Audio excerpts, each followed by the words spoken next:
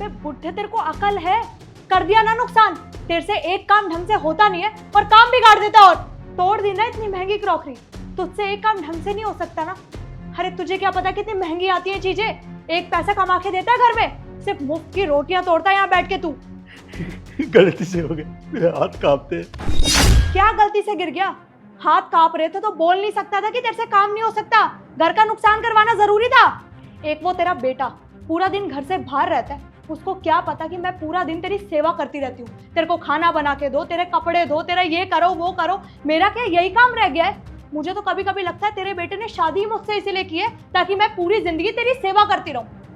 अभी तक तो मैंने तुझे घर से नहीं निकाला था, पर आज ना मेरे पास सही मौका है। चल निकल अब,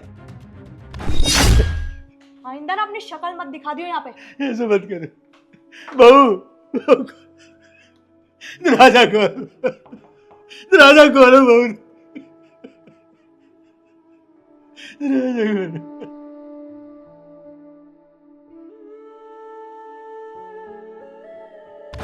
कल से यही काम स्टार्ट होना है।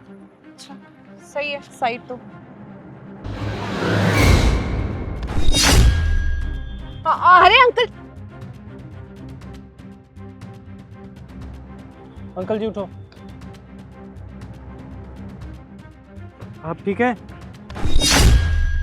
ठीक हूँ। अरे अंकल जी, ऐसी भी क्या मजबूरी है कि आपको इस उम्र में दिहाड़ी मजदूरी करनी पड़ रही है, वो भी इतनी धूप में?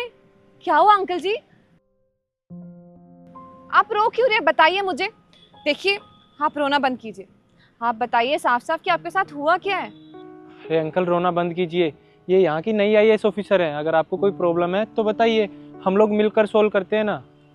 एक बेटा है मेरा, अच्छी नौकरी करता, बहू भी। मेरी बहू, मेरा बेटा जब ऑफिस चला जाता है उसके बाद मुझ पर अत्याचार करती है, घर के सारे काम करवाती है, बर्तन मंजवाती है, झाड़ू पोछा पूछा। पिछले हफ्ते की बात है, मैं चाय लेकर उनके पास गया तो गलती से चाय गिर गई। इसने धक्का मार के मुझे घर से निकाल दिया, कहता तू बूढ़े हो गए, निकल जाओ यार। बेटा क्या करूं, इस उम्र में नौकरी तो कोई मिलेगी नहीं, बस ये दिहाड़ी मजदूरी का काम मिल गया था, पेट तो भर रहा है ना। क्या हो गया है आजकल के बच्चों को, मुझे तो समझ में नहीं आता है। पढ़े लिख कर जैसे अपने संस्कारों को ही भूलते जा रहे हैं। जब माँ बाप की प्रॉपर्टी चाहिए तो मम्मी पापा, और जैसे उनकी जिम्मेदारी की बात आती है लात मार के घर से बाहर निकाल देते हैं। हाँ मैडम आप बिल्कुल सही बोल रही हो, पता नहीं आजकल के बच्चों को क्या हो गया है, जब बूढ़े माँ बाप की सेवा का टाइम होता है उन्हें घर से निकाल देते हैं। और अंकल आप रोना बंद कीजिए, मैडम कुछ ना कुछ सोल्यूशन निकाल देंगी। और आपको एक बात बताऊं, ऐसे दिहाड़ी मजदूरी बच्चों और बूढ़ों से नहीं करवाई जाती, ये भी एक कानूनन अपराध है।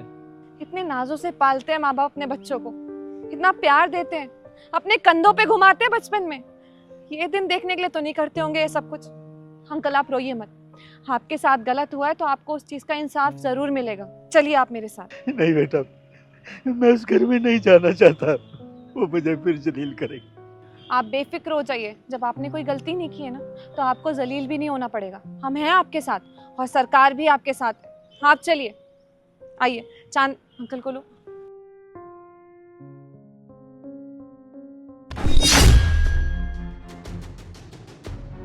पापा आप यहाँ पे, और ये क्या हालत बना रखी है आपने, क्या हुआ आपके साथ?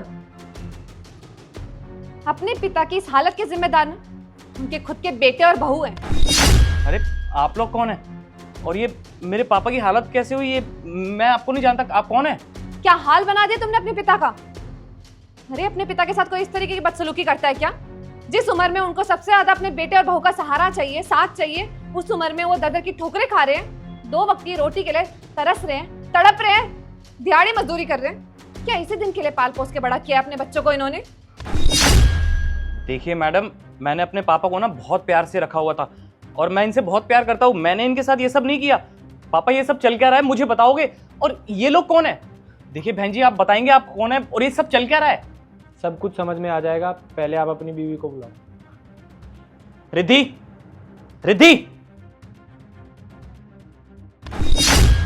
क्या चल रहा है ये सब? तुम तो कह रही थी ये तीर्थ यात्रा पे गए हैं, इनकी ये हालत कैसे हुई?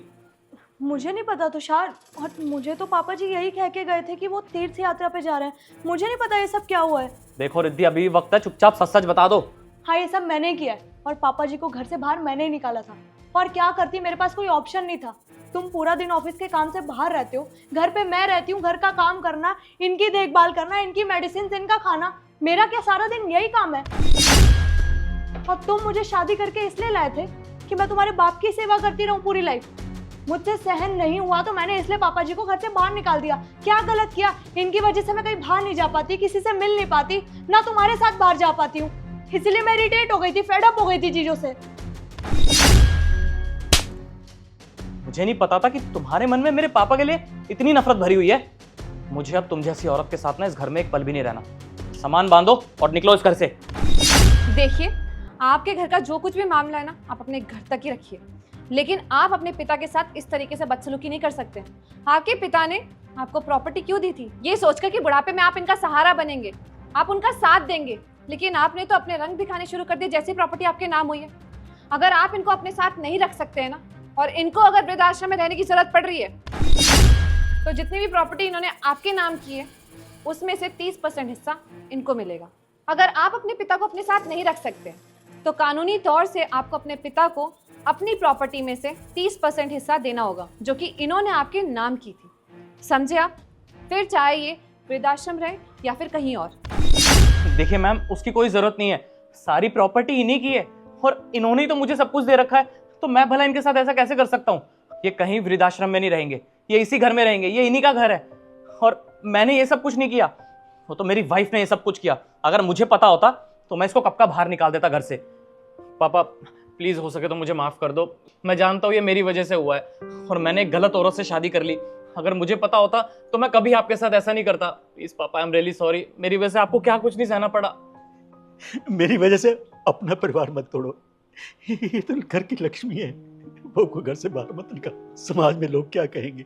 अपनी बहू को घर से बाहर निकाल दिया। नहीं मेरे बच्चे, मैंने तुझे ऐसे संस्कार तो नहीं दिए ना। पापा जी प्लीज मुझे माफ कर दीजिए, मैंने आपके साथ बहुत गलत किया। मैं आइंदा आपके साथ कभी ऐसा नहीं करूंगी। तू इस घर की बहू नहीं, मैंने हमेशा तुझे बेटी माना बेटा। मेरी बेटी की तरह है। खुश रहो बेटा। देखिए, आप अपने पिता का अच्छे से ध्यान रखिएगा, और आइंदा से ऐसा कुछ भी आप अपने पिता के साथ दोबारा करते हैं तो आप लोगों के ऊपर स्ट्रिक्ट लीगल एक्शन लिया जाएगा। फिर कोई माफी नहीं मिलेगी आपको, समझे आप? और टाइम टाइम पे हमारी तरफ से एक पर्सन यहाँ पे आते रहेंगे ताकि ये देख सके कि आप लोग अंकल का अच्छे से ख्याल रख रहे हैं या नहीं। नहीं मैम, मैं प्रॉमिस करता हूँ कि आज के बाद पापा के साथ ना ऐसा कभी कुछ नहीं होगा, और मेरे रहते हुए तो बिल्कुल भी नहीं। And thank you so much, आपकी वजह से मेरे पापा यहाँ पे आ गए, वरना पता नहीं इनके साथ क्या होता। I am really sorry and thank you so much. कोई बात नहीं, चले मैडम। अंकल जी अपना ध्यान रखिएगा। तुम चलो अंदर।